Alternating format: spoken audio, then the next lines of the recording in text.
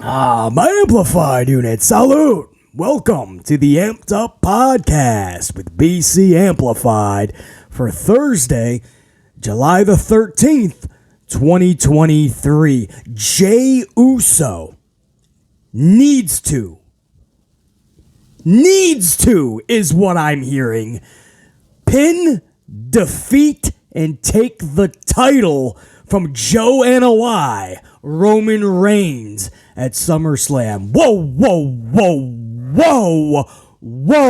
hold up. As a massive Uso supporter that BC is, I have to question that call with the highest of extremes and the most amplified of measures. Oh, we're gonna talk about it in this podcast. We're also going to talk NXT popping their second biggest, highest rating within the last calendar year. Their second biggest rating. That's good. But how did they do it? That's shaky, and I think you guys know exactly where BC is headed with this conversation. But it's a topic that needs to be tackled because that's what we do on this podcast. We tackle the topics that nobody else wants to discuss, and quite frankly, they don't have their facts to do such anyway, which is why we are the best in the community for these type of discussions, talks, chats. And you, the amplified unit, I give you an honest, genuine thank you for bringing your level of amplified intelligence and badassery to the channel. Not just smashing that up, helping the algorithm, or chucking a coffee at BC to show support, but just leaving your feelings at the door so that we can discuss facts. And I know in 2023, it's feelings over facts. Not on this channel, not from my unit, not from BC Amplified. So I thank you guys wholeheartedly. We have to talk NXT in this podcast. Enough is enough. Paul Levesque called it the college to the NFL. But how many NFL players go back to college to whoop the asses of the kids just to show their dominance? But we are going to discuss the NXT situation in this very podcast because it needs to be talked about. And then we're going to flip it over to AEW. And we're going to have a big conversation as to why Warner Brothers Discovery has yet to finalize a new TV rights deal with Tony Khan's AEW. A deal that the boss of AEW has made it very clear he's been trying to finalize for months, but Warner Brothers Discovery just won't finalize it. You guys may be shocked as to the reasoning Warner Brothers Discovery is holding off. Maybe you shouldn't be, but who is the biggest issue right now, the biggest obstacle for Tony Khan, and why this deal is dragging out? BC has the latest for you. We're going to talk about it in today's Amped Up Podcast. Only a couple things left to do. Obviously, smash that up. Give it an amplified Batista bomb. Help out that algorithm. Get your beverage of choice for BC. It's a double shot extra Dunkin'. And then come right on back because BC assures you it's going to be a packed, stacked, jacked show for you today. Let's get amplified.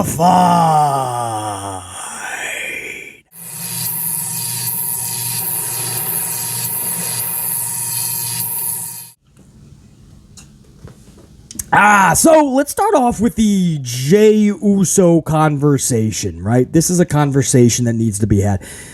Full transparency, if you are new to the channel, I say this like a broken record. I got two favorite tag teams of the modern era. The Usos, Jimmy and Jay, and the Briscoes, Mark and Jay. That's it. Those are my two favorite tag teams. Unfortunately, I'm down to just one, the Usos. So that puts more pressure on them. But as a massive supporter of the Usos, I'm loving them develop in this bloodline story. developing as characters. I mean, if you know the Usos like BC has studied them, you know they don't come out of their shell too often. They're actually very conservative in their personality. You watch any of their interviews, you see that. The problem is you're going to be hard-pressed to come across an interview with the Usos. They don't do many of them. They just did one recently with, I think, Ariel Helwani. And BC had to do a double take because I was like, whoa, Jimmy and Jey don't cut interviews. They're very uncomfortable with it. Jimmy is a little bit more unreserved than Jey Uso. Jey is very he just looks uncomfortable in those interviews. He just wants to get out. And that, for many years, kind of hindered them, right? Where they were trying to find themselves. Even when they were getting great success in WWE, you knew that their own doubts, their own insecurities, their own self-doubt and just self-confidence that was lacking. You know that was hindering them. And once they get that in check, there was no stopping the Usos. The bloodline helped do that. The whole story that we've been seeing this whole past year, you're getting to see a side of the Usos that the Usos will tell you they didn't know was in them. So as a fan, a supporter of the Usos, this has been a wild, epic ride. That's the positive. Now, we got to bring the mood down a little bit because we got to check ourselves here. We got to RELAX. Relax. Pump the brakes. I'm starting to see this weird little wave in the community. Not I would like it if Jey Uso wins the championship at SummerSlam. Oh, it would be cool because you could do X, Y, and Z. Oh, it wouldn't be that bad, basically, if Jey Uso wins the title. No, it's not that. I'm starting to see Jey Uso needs to win the championship at SummerSlam. It has to be Jey Uso or bust. Like we were saying at Mania, Cody Rhodes or bust. Whoa, hold up. Hold up. Just a damn amplified second. Can we please pump the brakes, put a stop, put a halt, put a pause on this conversation so we can think about what we're even talking about? All of this, 3 years holding a championship, beating Big E, and pretty much putting the final period on his whole title reign. Champion versus champion. Big E just loses nonsensically. Didn't lose his title at the time, but you might as well have. Big E's momentum, if he even had any left at that point, unfortunately, gone. Big E defeated people like Cesaro, Claudio, Sami Zayn in Montreal, Cody Rhodes at WrestleMania, and so many others over the past 3 years. And you're telling me that it's Jey Uso, tag team Uso brother Jey Uso, when they admit, if you come across an interview that they did, which again is not, it's very rare, they'll admit this is what they do. With the singles runs, they never even thought about it. It's cool, they'll do it, but they're always going to be a tag team. They'll fully admit that. Jey Uso, because of the bloodline storyline, has to beat Roman Reigns. You're not thinking clearly. That's not the only way the story... That story, which has nothing to do with Cody, by the way, so Paul Levesque McMahon, who the day after Mania said there's more story to tell, yeah, between the bloodline, not with Cody, and that was pretty evident when Cody's had nothing to do with Roman ever since. What, are you going to mix them back right before WrestleMania next year and say that the story continued? See, I didn't lie? No, the story's over. But the bloodline story rolls on. And it's going to continue after SummerSlam. Guys, you're going to get The Rock eventually. Simone Johnson is going to come up from NXT eventually. More family members will get involved. And the storyline is going to go through 2023 into Mania next year. Jey Uso does not have to win a title at SummerSlam for the Bloodline story to either end or continue. In fact, Jey Uso defeating Roman Reigns for the title could not be any more anticlimactic. You get a good feel-good moment, and at the moment in time, but then you're like, okay, now Jey Uso has a title? That's bigger than what Sami Zayn could have had in Montreal, but they decided not to. And what has Sami done since? The big main event at Mania, and now you forget he's even on the roster. You forget he's on the roster. The consolation prize for losing the title match in Montreal was, hey, we'll give you a main event tag team title match. And you haven't heard of Sami Zayn since. Oh, he's in the main event of Raw every week, basically. Yeah, oh, those nonsensical tag matches where it's the lowest quartered segment. Hour 3, always the lowest rated, because nobody cares to watch a 6-man tag every Monday night. Sammy and KO with Sethington. Sammy and KO and Cody Rhodes. Sammy and KO and Scooter McGee, Matt Riddle. Next week, probably Drew McIntyre and KO and Sami Zayn. What is Sami Zayn doing, right? Okay. You butchered Sami Zayn. You didn't give him the title. Okay, you're waiting for Cody Rhodes. All right, I can see how that's a bigger moment. Okay? Cody Rhodes, WrestleMania. You decided not to do it. Now Cody's in this weird thing with Brock. There's no purpose because the purpose was supposed to be the title. And Cody is on Monday Night Raw this past Monday for the second time in 2.5 months, admitting there's no purpose to the story. Literally admitted that to the audience for a second time in 2.5 months. And we're about to see a third match with what the talent themselves say there's no reason for the story. There is no story. You didn't put the title on Cody. Okay. Stayed with Roman. He went on vacation for 2 months, comes back for tag team matches, hasn't defended in 4 months. Okay. It was all for Jason Uso. All of this was for Jason Uso at SummerSlam so we can go, wow, Jey Uso. And then the next morning, what? As an Uso supporter to the most highest of magnitudes, the most electric of amplified proportions, I am a supporter of the Usos. I am asking what happens the next morning when you finally realize it's like a bad hangover, right? The drunken night is fun, and then you wake up the next morning and you see all the problems and havoc and destruction that you caused. What happens the next morning when we're like, okay, the moment's done. What the heck is Jey Uso gonna do going forward? This isn't Sami Zayn with the title the morning after. This isn't Cody Rhodes the morning after who could start a real story with Brock because now there's a purpose. There's an engine in the car. There's a heart in the body. There's a plot to the story. No. Jason Uso gets it.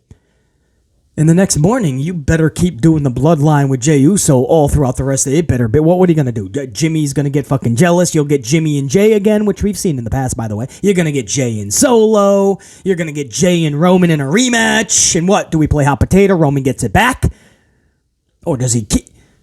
This is everything you can do without a title change, first of all. Because you're probably going to get all that anyway. Jey Uso is going to go on and take on Gunther for the world title in the future. Jey Uso.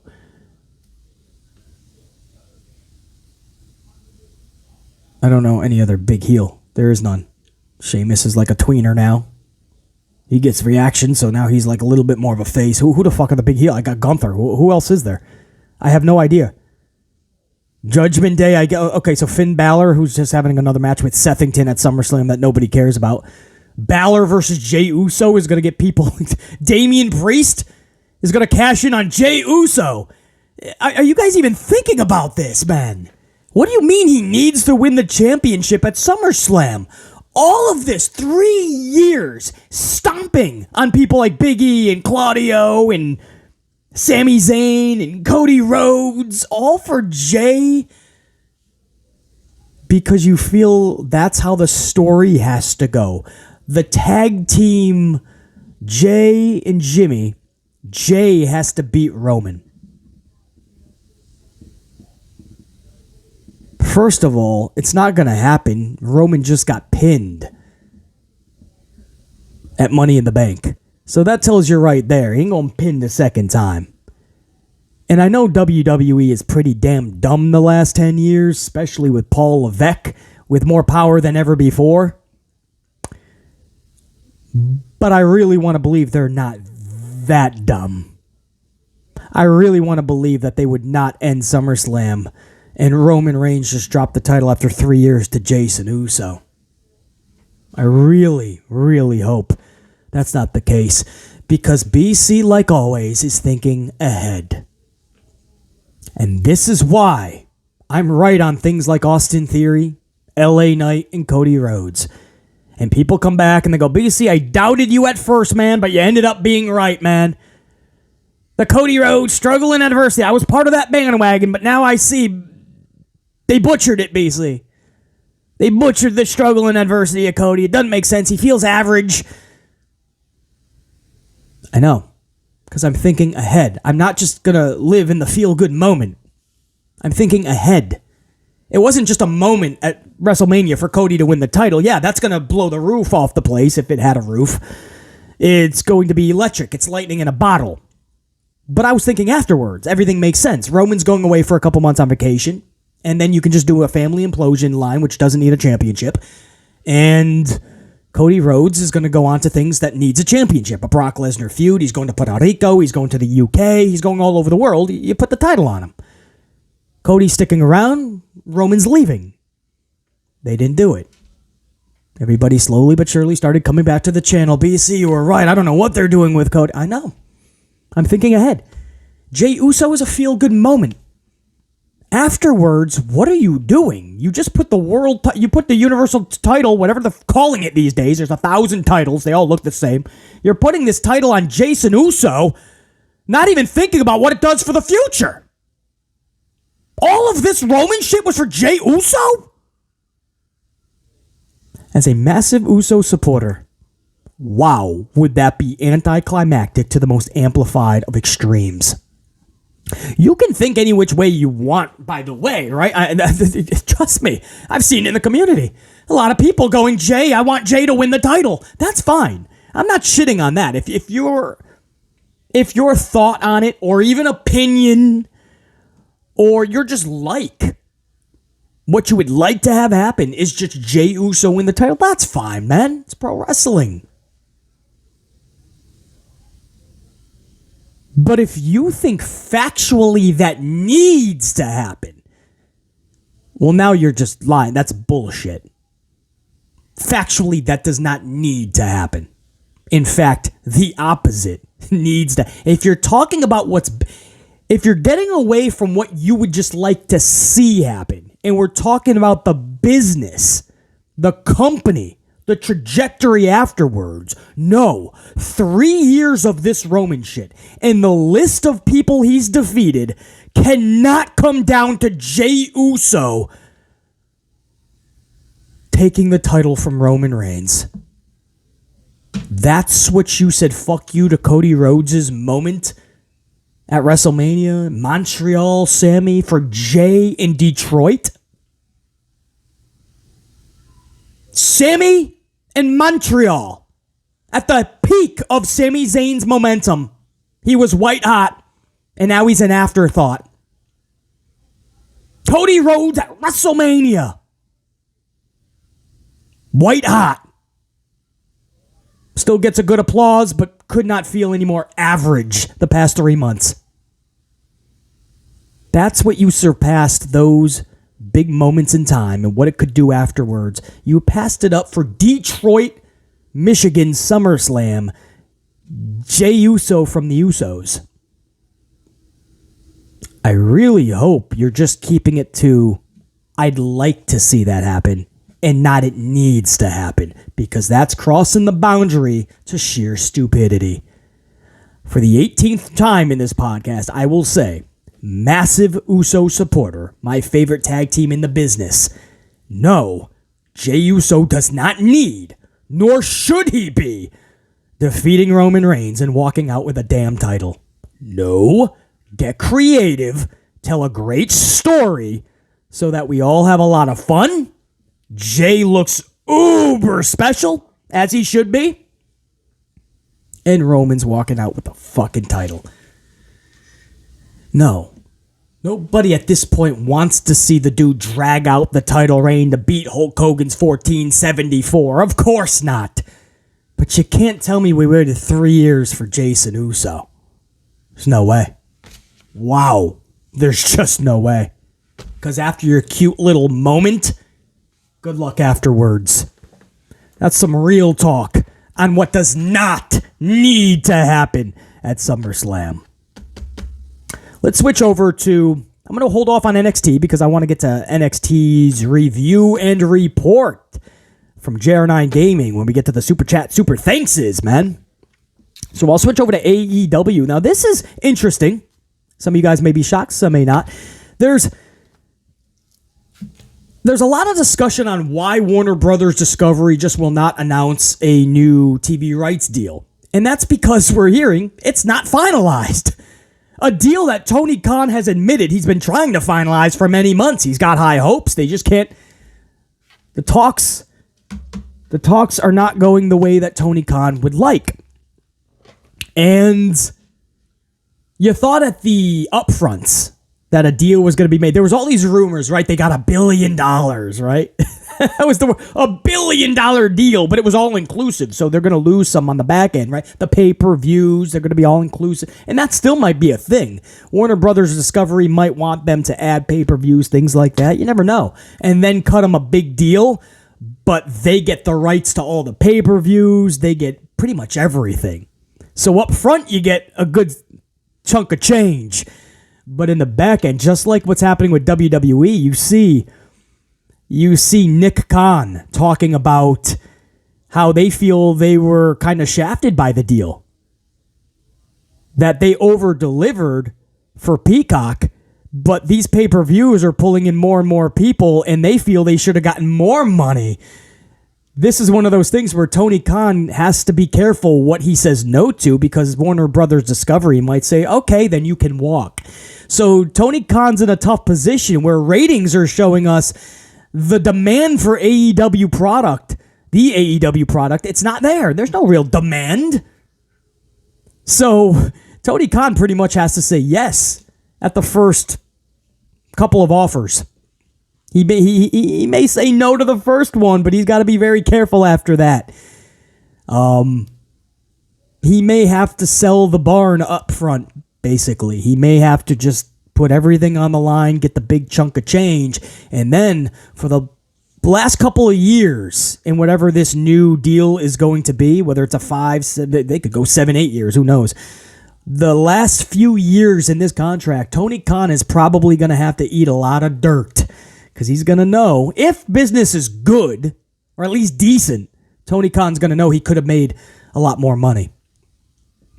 Anyway, that's side talk. We're getting a little off subject, but that's a little bit of behind the scenes of how this is all going to work out, right? When Warner Brothers Discovery, if they cut this deal, they finalize it, they're going to make out like bandits. They're going to rob AEW just a little bit. They're going to, because they have AEW, Tony Khan, right where they want him. Tony Khan needs them right now a lot more than they need Tony Khan. The numbers are just that way, man. If AEW was just booming business-wise, it'd be a different story. Right now, all their chips are in All In. Yeah, that's looking like a really good show, man. A lot of asses in seats, a lot of hype for it. But your weekly television shows and your ticket sales for everything else is showing a different trend. So that's side talk. But onto the TV rights deal, why it has not been finalized. A lot of people just think it's CEO of Warner Discovery, David Zaslav. Not so fast. One of my very special people down in Florida knows a lot more behind the scenes than BC. You call them sources. I just call him a good friend who gives me a lot of good wrestling information that I am not privy to. He's hearing that nothing to do with David Zaslav. He's hearing, and I want to get the name right here in the text that I got from my buddy, Gunnar Wiedenfels who is the CFO, Chief Financial Officer. The Chief Financial Officer of Warner Brothers Discovery, Gunnar Wiedenfels, and I quote from what my buddy down in Florida, very privy to this information. He gets a lot of his shit from the NXT Performance Center, so you know it's pretty accurate. But he gets a lot of good AEW talk. He's hearing that Gunnar Wiedenfels, the Chief Financial Officer, is stunned at how low the AEW numbers have been. In particular, Collision. Stunned is the word, in quotes, that my buddy texted me. And he would not put that in quotes if that's not exactly what he has heard. Gunnar Wiedenfels, the Chief Financial Officer, is the biggest roadblock right now. Not David Zaslav. And that makes sense. David Zaslav probably doesn't even know what's going on anyway. He's got his people like Gunnar and so many others telling him, not Gunther, by the way, Gunnar, Gunnar. He's got a lot of people in his ear, and he just cuts the check or makes the decision. But it's the Gunnar Wiedenfels, man, and this is the same dude who did the huge, the purge for HBO content. You guys remember, this is an article. Warner Brothers Discovery CFO Gunnar Wiedenfels told investor attendees of a Citibank media conference Thursday that his heavily leveraged media company was done laying folks off and purging content from HBO for the purpose of saving money via tax write-offs and reduced royalty payments. So this is a dude that is watching the bottom dollar and making sure they're not spending foolishly, and that what is being produced on their networks in their company is holding their own weight.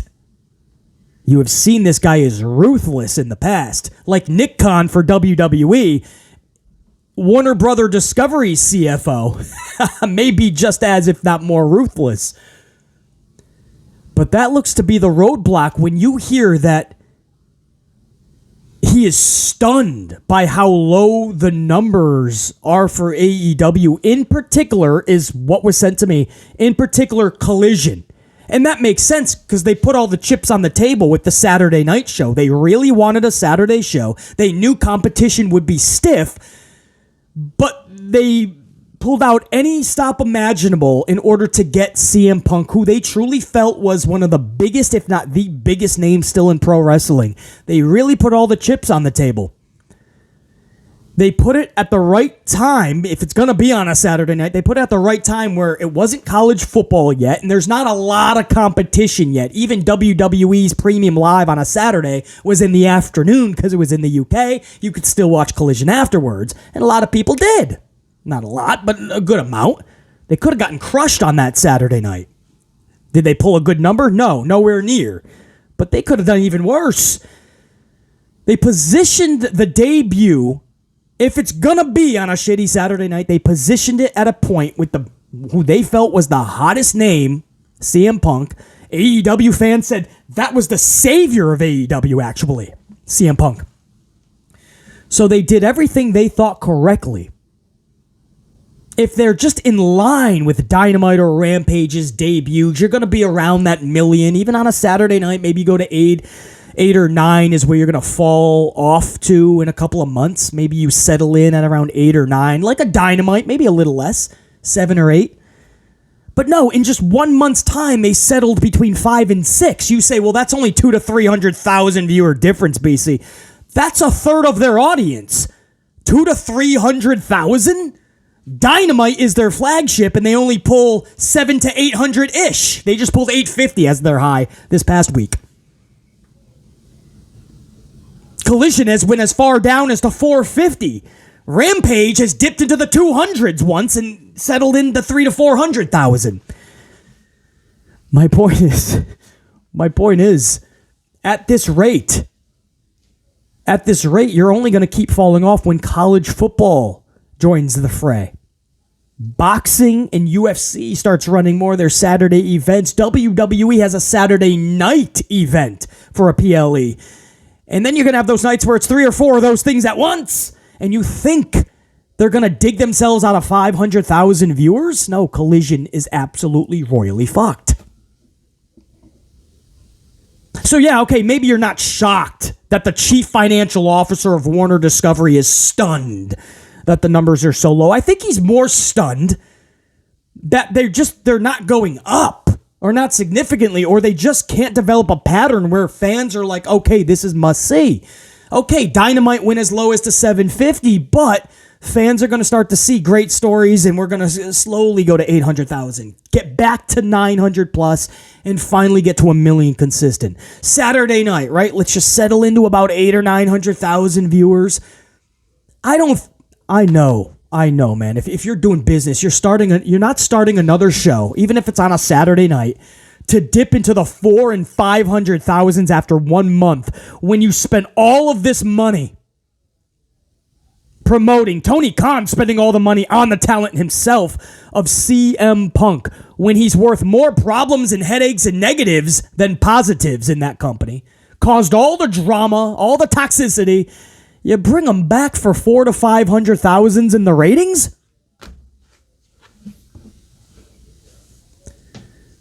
They didn't finalize the deal because they were seeing, man. They put... Remember when Warner Brothers said, Turner Networks, TBS, TNT, they said, we're doubling down on pro wrestling. They said, okay, maybe Dynamite, Rampage, maybe they're struggling because we're just not showing everybody that we're really committed. So they went all in with Collision. And after a month to see how many viewers said no thank you, yeah, I guess you would be stunned if you're running the finances over at Warner Discovery. You know, it's interesting. You see all the headlines when it comes to AEW and Warner Discovery. It's always a bed of roses, right? Every story you read about Warner Discovery is always about how happy they are with AEW, Tony Khan. Right? Every story you hear, Meltzy Boy is good buddies with the Young Bucks and others, so he's not going to put out a really bad story that's going to make AEW look like they're in bad standing with Warner Discovery. It also leads to more clicks and more views for Davey Meltzy's whatever products he's dishing out, right? Dave Meltzer, everything's hunky-dory in AEW. Warner Discovery loves it, man. Wrestling is in a boom. Yeah, okay. Fightful and Sean Ross, right? Their good buddy, Billy Washington, I believe his name is.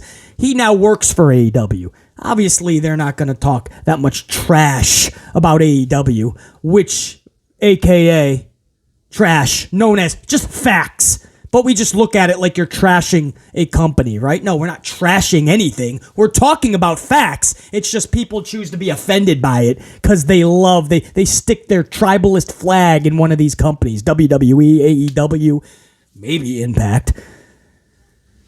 No, you're not going to hear anything bad about Warner Discovery. You ever realize that every single headline you read about, Warner Discovery is happy with the trajectory of AEW. Warner Brothers Discovery is happy with the numbers AEW is doing. Warner Brothers Discovery is tickled pink about the business AEW is doing. The numbers are going backwards, right? Collision fucking just cascades downwards, nosedives to a 453 last week. And the story is Warner Brothers Discovery is okay with these numbers, citing that they're actually looking at the overall number, the 7-day delay, it's called. I'm not even joking, guys. This is a real story. Now we've moved the goalpost to we're doing the 7-day delay numbers when you start adding in how it was viewed on like a streaming or like platforms like this. And they start adding in like just delayed viewership. And then you see a headline, Collision's rating goes up after 7-day delay viewership number comes out. I'm sorry, what? Is that really what we're doing now? No, a rating is who watched live on the big screen. That's it. How many people gave a shit enough to put on their big screen and watch live? That's the metric we go by. No, we move the goalpost. Just recently, again, we moved the goalpost. What was the latest thing that we saw? That's what it was. That's why I had to do a slight cut there because that was going to bother me if I forgot. Moving the goalpost also recently. This was an actual report. I'm not even BSing, man. You talk about moving goalposts. Now the new story is, well, Warner Discovery is not actually looking for Collision to be in the top spot or even near it. They just want to see how it's going to compete with its competition. As long as they pull a top 10 and they're competing, that's the high mark, the standard that Warner Discovery is looking for. What are we talking about? That was an actual story. No, don't worry about the rating, guys. Warner Discovery is actually just looking for it to compete with its competition. It doesn't really care if it's, top 3 or really taking the top spot. Who goes into business like that? And if they do, they should not be in business. You're not putting out a product to be the very best and to whoop that ass? I couldn't imagine the Attitude Era, Nitro and Raw, getting together, Bischoff and McMahon, and going, well, whatever happens from here on out, we shouldn't compete for the top spot. We'll let the NFL and all that do that, but let's compete with them at least. And Bischoff's like, yeah, I like that idea. I like it, Vince. Let's compete with them a little bit. Yeah, let's compete. I don't want the top spot, and that's not our goal. But if we compete with the NFL in the Westminster Dog Show, in the Badminton Championships, in the Monopoly quarterfinals, if we can compete, we're doing good business. It's good shit, pal. Oh, yeah. Yeah, that's what Bischoff and McMahon were doing back in the Attitude Era. Trying not to be number 1. We just want to compete with our competition. We don't need to be top 3 or even 5, but if we can make the top 10 on a Saturday night, damn, we are whooping ass. What are we doing, man? Listen to these reports. We're now doing a 7-day delay number for Collision in AEW. We're now moving the goalpost to where it doesn't need to be the top spot or actually pulling in really good numbers. It just needs to compete. That's what Warner Brothers Discovery is going for, BC. No. Not buying it. Total BS. And now we have confirmation.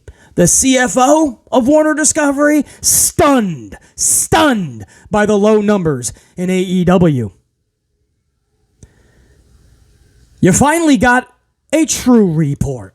You finally got a report that's not shitting rainbows of positivity when talking about Warner Brothers and how they view AEW. No, because it ain't Fightful Sean Ross. It's not Davey Meltzer or anybody else that doesn't have a clue what they're talking about. The truth is, Warner Brothers Discovery is kind of shook right now. Stunned that over 3 shows, Dynamite, Rampage, Collision, together, they barely equal a Monday Night Raw rating. All 3 shows together. Most weeks, they can't even equal a Monday Night Raw rating. All 3 of the shows together. And that's with the spots they have. 3 shows every week on a Wednesday, a Friday, a Saturday. You've been on the air for over 5 years. Yeah. If you were kind of questioning all these articles about how positive Warner Brothers Discovery is viewing AEW, even when the numbers are going back, the product is either stale or their own diehard fans are walking away in droves, running away, but yet Warner Brothers Discovery is so happy, well, now you know the truth. They're not very happy. They're stunned at the low numbers, and that's why they're balking at finalizing a new TV rights deal. It may come in the near future, absolutely, but expect Tony Khan. It may be a good lump sum up front, but find out the details. Chances are, if Warner Brother Discovery is cutting that check, they're going to rob Tony Khan. And Tony Khan might not have a choice but to say, okay, I'll take the big lump sum check up front. Because Warner Brothers Discovery, they just discovered something. The numbers are not backing up what a huge check could cash. That's the discussion on AEW. Now over to NXT, and if that made people cry, tough shit, man. You know what I mean? Every time I talk about AEW, people fucking cry. There's nothing else I can tell you. There's nothing more I could. If you think I'm going to be one of those people that goes, well, Warner Discovery, it just says here that as long as the rating is 6 people, they're happy. 6 viewers, they're happy. They're going to cut a $2 billion check to Tony Khan. It ain't going to happen, bruh. That's not this channel. When that was sent over to me, that the CFO was stunned over the numbers, no. I said, that's the story that needs to be told. Because nobody else will deliver the facts. Let's go over to NXT. Can't say it's going to be any better over there, man. NXT, this is a discussion that needs to be had because it's fucking stupid. Pinocchio Pussface, we call him Pinocchio because he lies every single time he's behind a microphone. Lies. It's in his nature. That's how he's gotten to where he is today. He just kisses a lot of ass, sticks to power, and lies. And there he is. He's next in line to take over WWE. And everybody lets him off the hook because they remember Black and Gold, right? He's our savior, just like AEW said CM Punk was their savior. And how did that work out for them? And Triple H is supposed to save WWE. He's got more power than ever. He's got more control over a lot of these segments you're seeing on Mondays and Fridays. And guess what? You still don't care. Monday night could be possibly even worse now than it was back in the day under just Vince. It's horrible. College football to the NFL is what Pinocchio, Pussface, Schnoz, McGee, Hunter Hearst Helmsley, Paul Levesque McMahon, Stephanie's husband, told us. But in recent weeks, what do you see on their programming? Baron Corbin, Dana Brooke, Ali, Sethington Rollins, all of Judgment Day. The WWE main roster, not just an individual or two. It's getting closer to a dozen in just the past few weeks alone. I asked this question many times in the past. I'll ask it again. How many times do you see an NFL player go back to college to whoop their ass? How many times you see Aaron Rodgers go back to college to outshine all the other quarterbacks and show them just how much more work they need to be done? How many times do you see Dak Prescott go back? When did you ever see Randy Moss or Terrell Owens go back? Warren Sapp? When did they ever go back? Deion Sanders, Emmitt Smith, Troy Aikman? I don't remember them going to the NFL and then going back to college. In the NBA, how often do you see LeBron James go back to college to whoop ass, or go to college to whoop ass and outshine everybody else, dunk on them, slam on them, make them feel like a pissant that has a lot of work to do? No, I don't recall LeBron James showing up to college to whoop that ass. I don't recall Michael Jordan going back to North Carolina University to beat the shit out of everybody. It doesn't happen. It's not the college to the NFL. No, that was an excuse that he used when the question was, how do you feel about AEW whooping your ass? Okay, I paraphrased the question a little bit. But Paul Levesque said, well, congratulations. You defeated our developmental. Good for you. He said it's basically college to the NFL. Well, you said the words. You put your own foot in your mouth. And look at what we're viewing now. It's not just developmental, bro. It's a third brand, and you know that your TV rights deals are up, right? You know that you got to renew your deal. You want USA Network, Peacock, NBC Universal, Comcast to cut you that fat check for Tuesday nights. You know your ratings have not been where they are. Just like I say with AEW, NXT has been hovering around 5 to 600,000, 600 if they're lucky. More like low fives, mid fives. Yeah, they bolstered it, right? Well, you bring main roster talent, people flicking the channels. Oh, wait, even if it's a Dana Brooke, at least they know her. So maybe they'll go, what the fuck's Dana doing here? You know, they know it'll pop a little bit of a rating. You bring over Ali and Baron, a little bit more. Sethington, the runners-up, Papers champ, participation trophy champion over on the main roster. Sethington goes and has a main event for NXT. Pops a 700 plus rating, a quarter segment high of over 900,000. Sethington popped it, right? This past Tuesday, Judgment Day, as an entire group shows up to NXT. The entire Judgment Day. Pops a rating. They pulled 677, I believe. Ish. I think it's 677, 678, something like that. Catapulted into the sixes, closer to 700,000. Judgment Day, along with the Danas and the Barons and the Sethington talk that's still in NXT. All of that helped them to a 678. So you're pimping out NXT to get demolished by WWE at the main roster, or at the bare minimum overshadowed for sure. Baron Corbin is talking about how he's exclusively back on NXT now. He's doing vignettes. He's in the woods with lanterns and shit. I don't even know what the hell's happening. It looks like he's literally back there with Dana Brooke. And it's not just there to take L's and to really make NXT stars look good. No, the new philosophy is we're going to bring the main roster guys over to actually beat them. Do you guys realize Braun Breaker is on a Losers World Tour recently?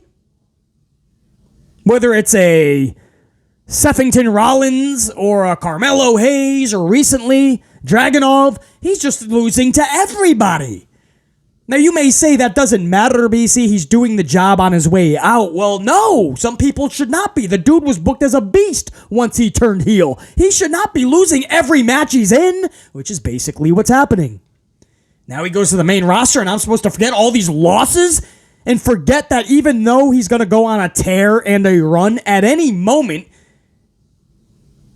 he could go on a losing streak. Braun Breaker's losing to main roster. You got Carmelo, the champion, losing. Sethington Rollins, just 2 weeks ago. This past Tuesday, Finn Balor just beated Carmelo. Dude got wrecked south of heaven from Damien and then a coup de grace. Guy got his ass whooped and then he got pinned looking up at the lights. That's your NXT champ twice in 2 weeks. So it's not just all BC. They're popping a rating. They're beating these dudes. You don't think Baron's going to pick up a title maybe from Wes if Ali doesn't? You don't think Ali or Baron Corbin is going to win that North American title eventually? You really don't think so?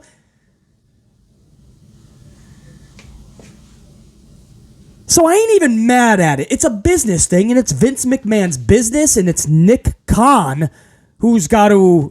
He's the CEO, and he came as the CFO.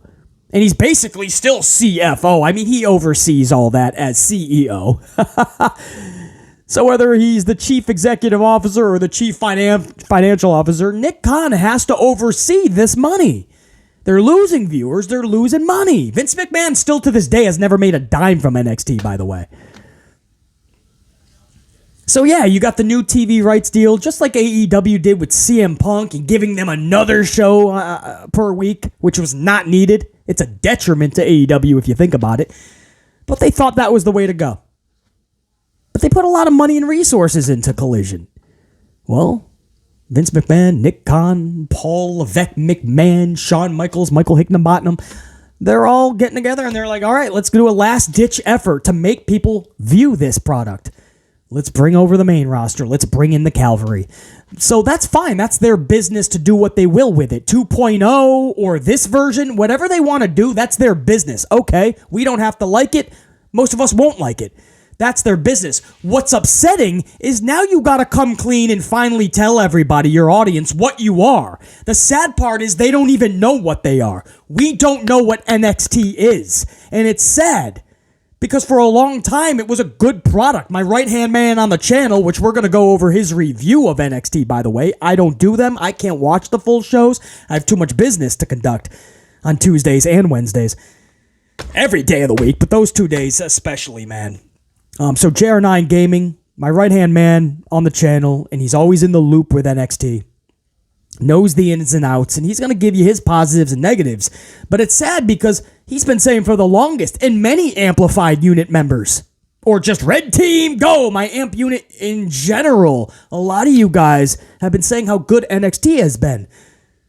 But the truth is, this is not the NXT you loved. This is a totally different NXT where they're pimping it out now.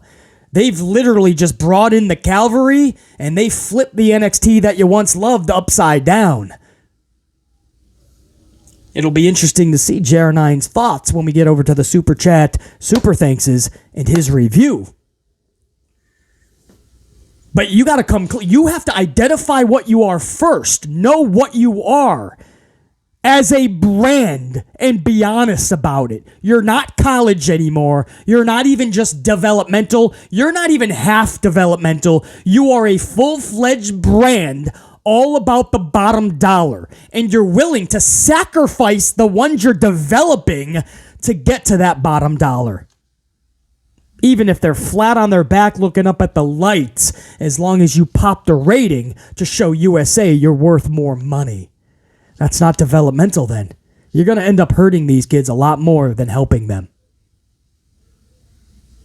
They have to find out what and who they are. And then they have to be honest about it. And then they have to let their audience know. And then we're truly going to decide if we're going to watch or not. But right now, all I'm seeing is a straight up third brand. Done with the college shit. I'm done with the developmental slogan. This is WWE's third brand. You can hide behind the word developmental and say lies like it's college, but it's just that, lies. You're a third brand. And if you pull 400,000 to 500,000 viewers in the next couple of months with all the main roster talent, once that starts to fail, you better not hide behind, or development. Of course we're getting 400,000 and 500,000 viewership. You're on a Tuesday night time slot in prime time on the USA Network. A network that is in all of the hotels and even motels that have cable. There is no excuse to be pulling in that number with main roster talent. You're popping it now. You're pimping it out. You're selling the soul of NXT to pop these ratings, and you're still just mingling in 600s. What happens when it falls off? You better come correct and tell the truth. You're a straight-up brand, and you're just failing. To JR9 Gaming and so many of the others in the Amplified unit that love the NXT over the last several months are under HBK, I'm sorry for you guys, man. It saddens me to say that this is not the NXT you guys told BC he needs to catch. No, I don't need to see Baron Corbin in a match.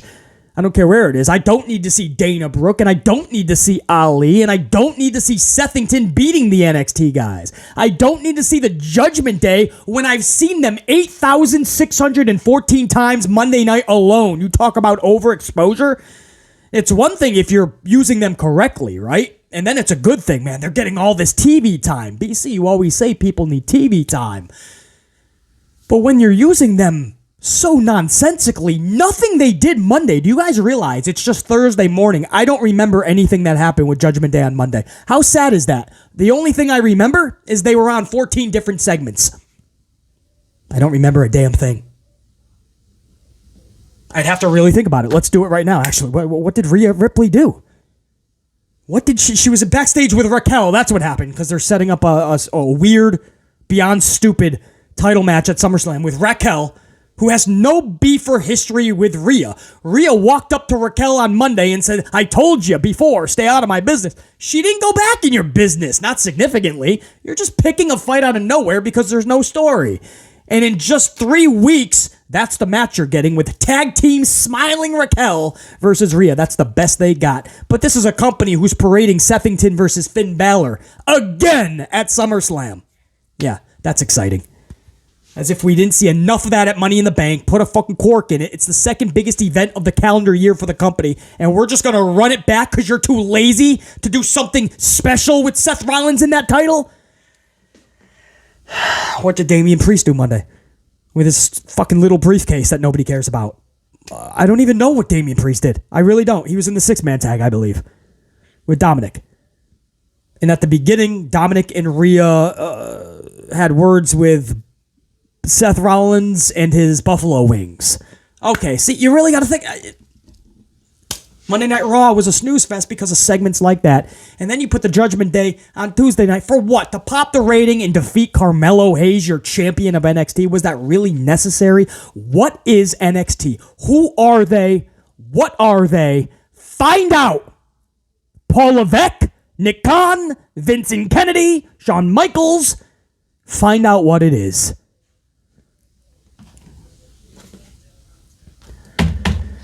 And I don't care about black and gold, but basically this just makes me miss black and gold more. Yes, it was a couple of good years, and Paul Levesque got fried.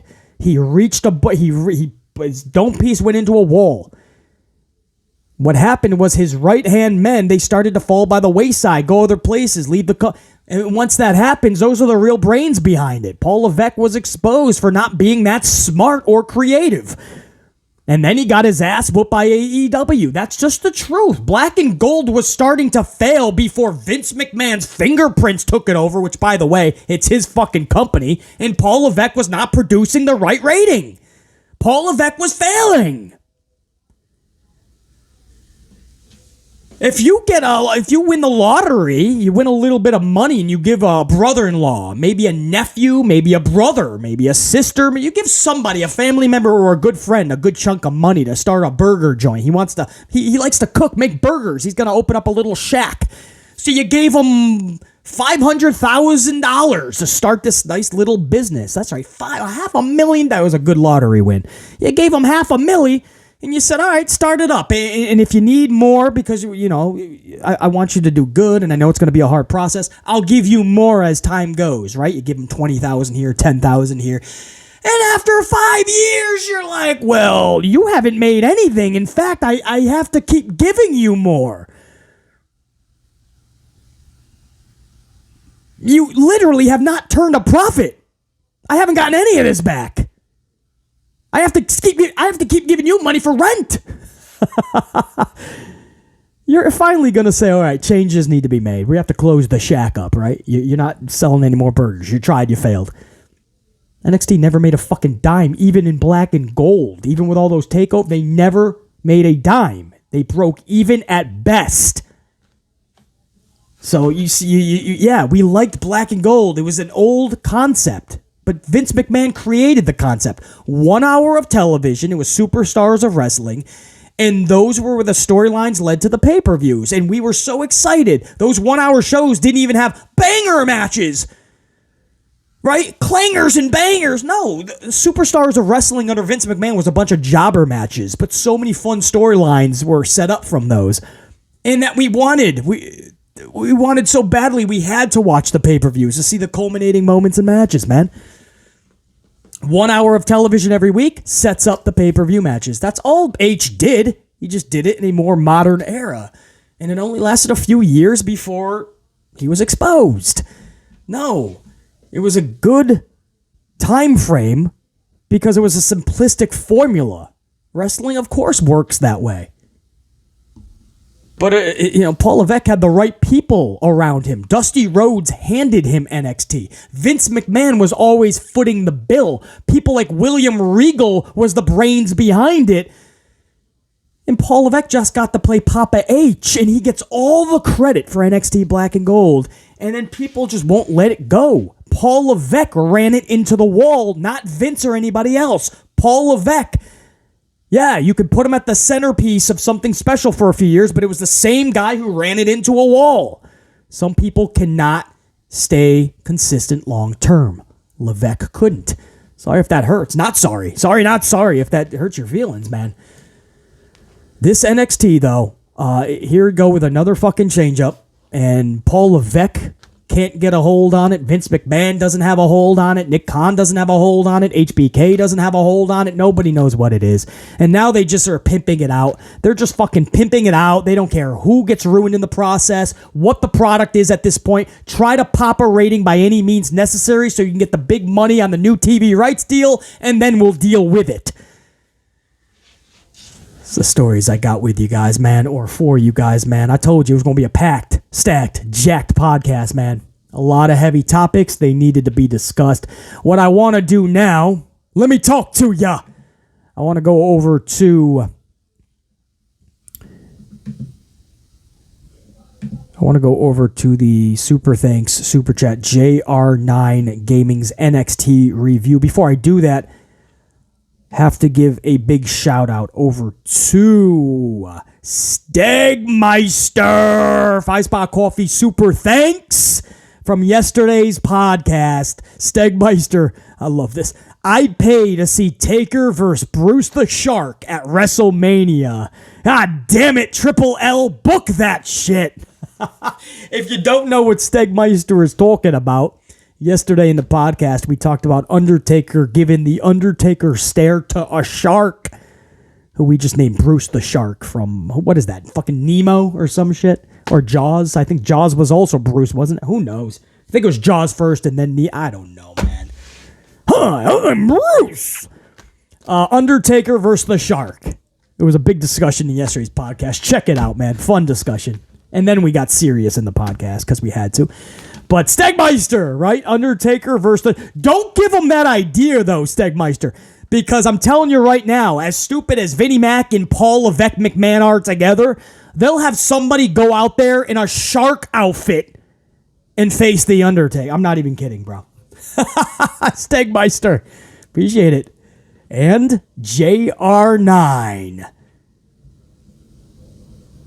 2 Spot Super Thanks Super Chat, brother. JR9 Gaming, you ready for the 6th edition of JR9's Amplified NXT Roundup? It has arrived, and JR9 says I am not in a good mood with what was produced last night, but a 671K is a very good rating for NXT. Yeah, we just went over exactly how they got that rating. I'm sure you know that. First of all, I'm going to be the 20th up on that, JR9. That's pretty cool. Nice round number. Just hit number 20 on that. If you guys want to read JR9's complete review, it is up in the comment section of yesterday's podcast, and give it a smash up. It's in the comment section. I'm going to read that on the air right now to end this podcast. JR9 Gaming's positives first, and then we're going to get to the negatives of NXT this past Tuesday. And if you don't mind, BC's going to get a swig of coffee first, because this is a detailed review. I'm going to take my time on it because I haven't read this, guys, and I haven't been able to see the whole show. So I'm going to maybe take some pauses, comprehend what I'm reading to really get a good visual so that I can kind of critique it myself.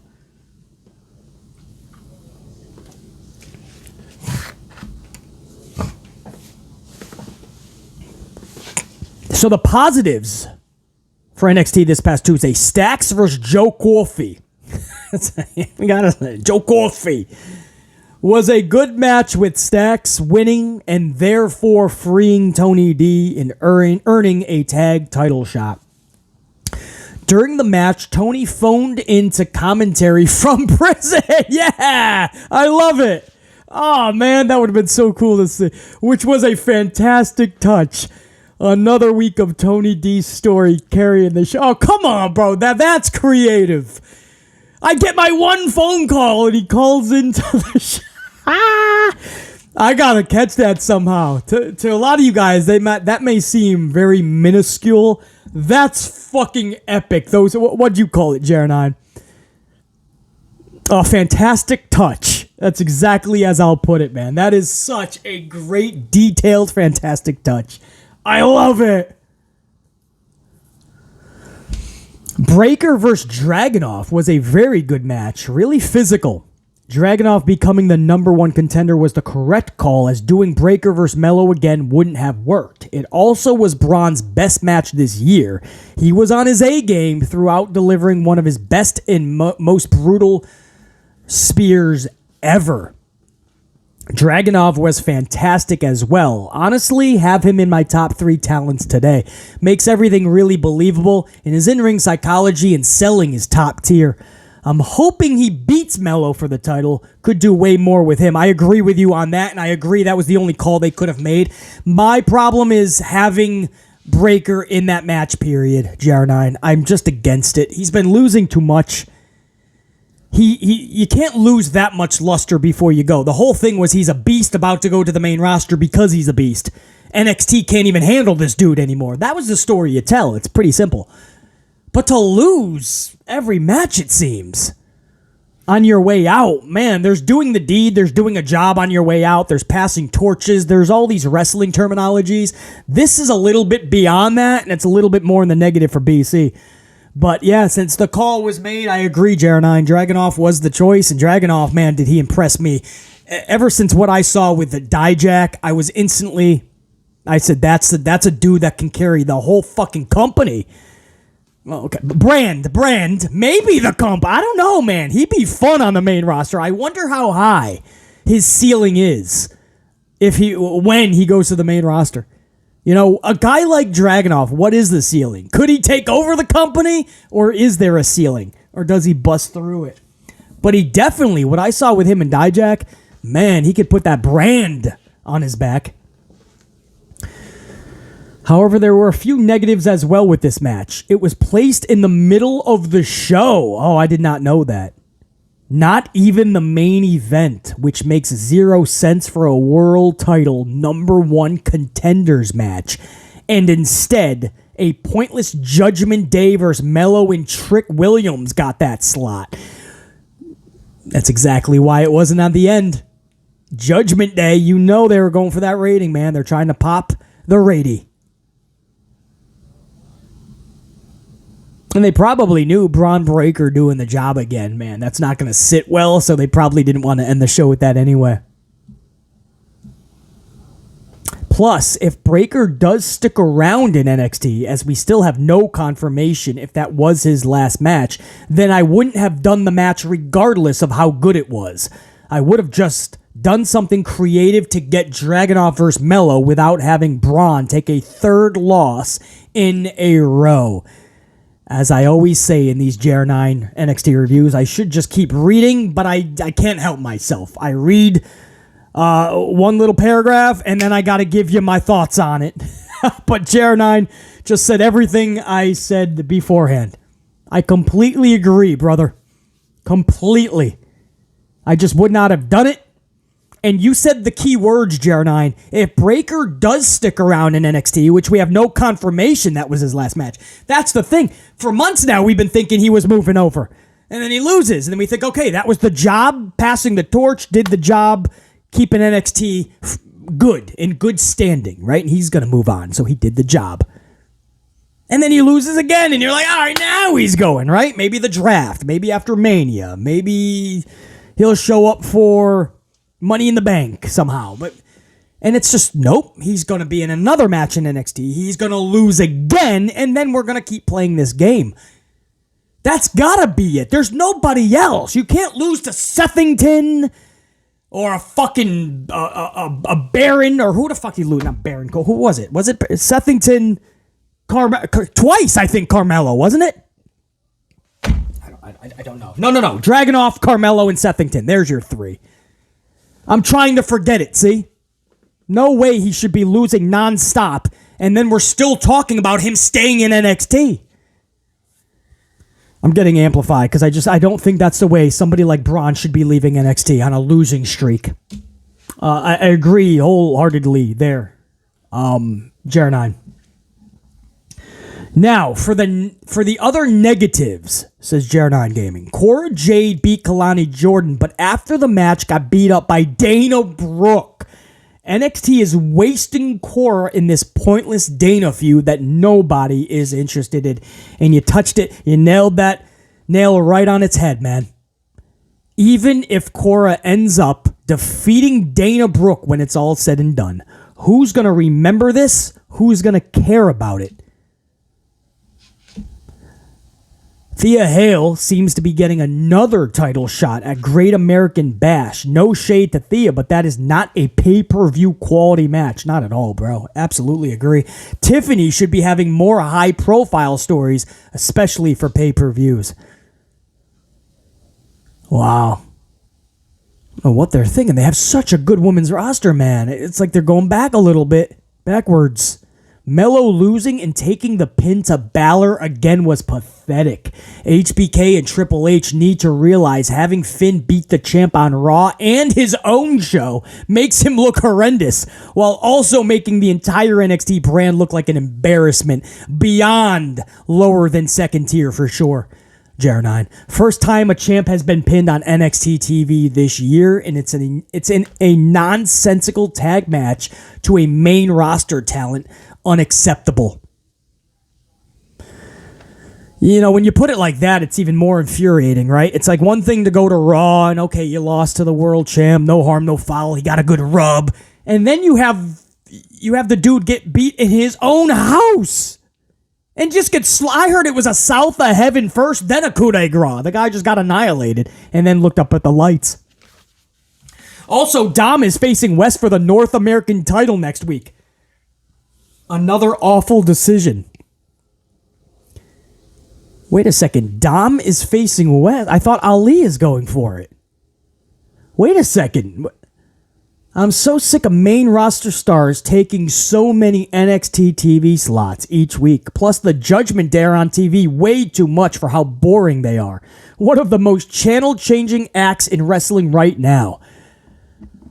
I agree with that, man. The overexposure is not being done correctly. It's actually hurting them. Boring beyond. Boring personified. But I thought Ali is taking on Wes. They're doing Dom first? Wow, this is literally just main roster taking all the time trying to pop that rating.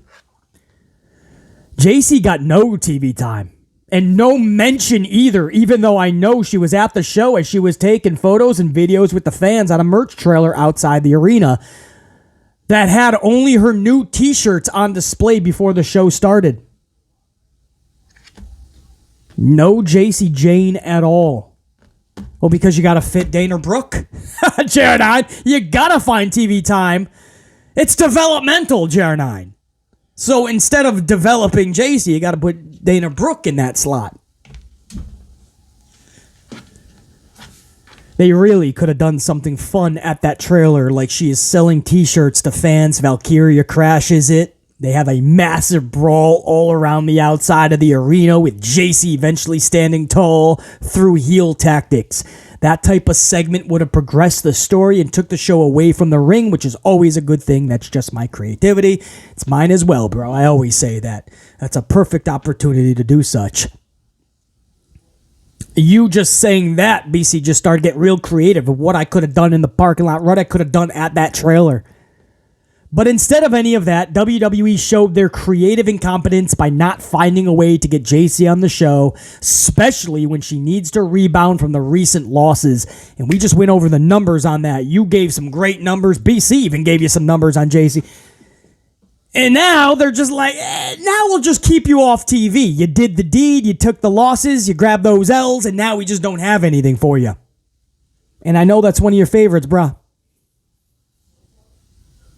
It really feels like HBK doesn't want to feature her, which is a real shame. This is a crucial point in her career, booking-wise, and it has to improve ASAP. The fans are still behind her, with many complaining that she wasn't used last night. HBK just needs to listen to them. Yeah, because the unfortunate result is going to be those fans are eventually going to just kind of fade by the wayside. And before you know it, too much time will pass, and when they finally decide to give her a push of any degree, it's not going to pack that punch. That's why I'm getting on their asses so much for LA Knight. And you got stupid people that go, no, by booking him this way, BC, it's actually helping him. No, keeping him off shows is only going to make the IWC more irate and push for him. You're not putting him on the next level for the rest of the wrestling world to see what we're raving about. You're not giving him the opportunity because you're keeping him off TV. That's not bad booking. You're not even booking LA Knight. That's the problem, right? So people are like, no, this is going to make him better. They said it about Cody. No, the loss is going to help him, BC. Struggle in adversity. And Paul Levesque said the story's not over. And here we are just a few months later, and now people are like, oh, BC, you were right. He feels average. He still gets a good pop because we still like Cody Rhodes. On a roster that's pretty fucking boring, Cody is at least the bright spot, but he's an afterthought. Momentum gone for Cody Rhodes. It's sad.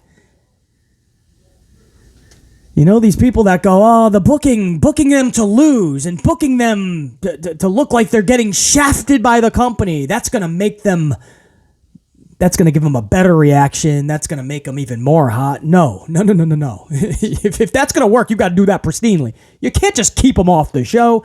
Sounds like that's exactly what they're doing with Jace, who has a good fan base, and they can't even get to see her after taking all these L's.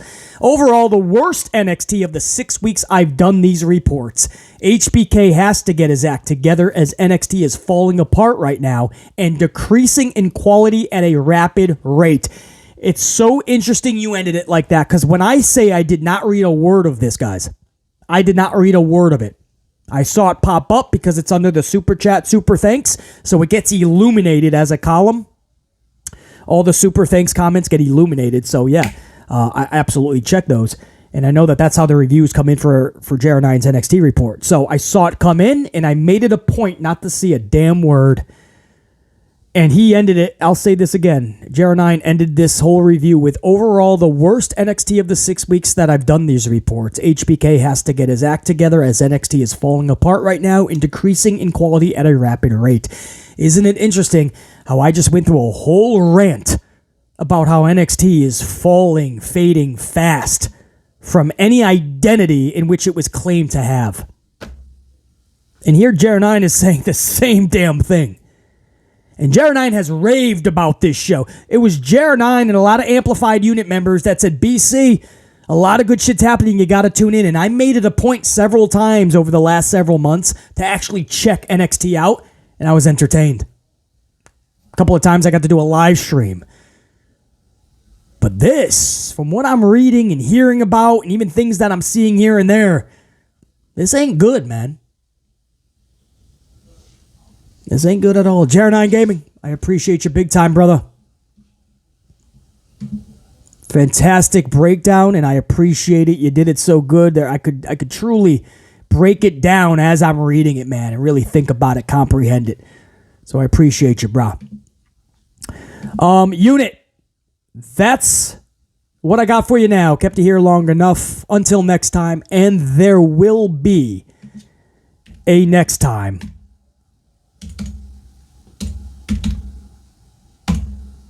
Want to make sure I got everything here, man. Hold on.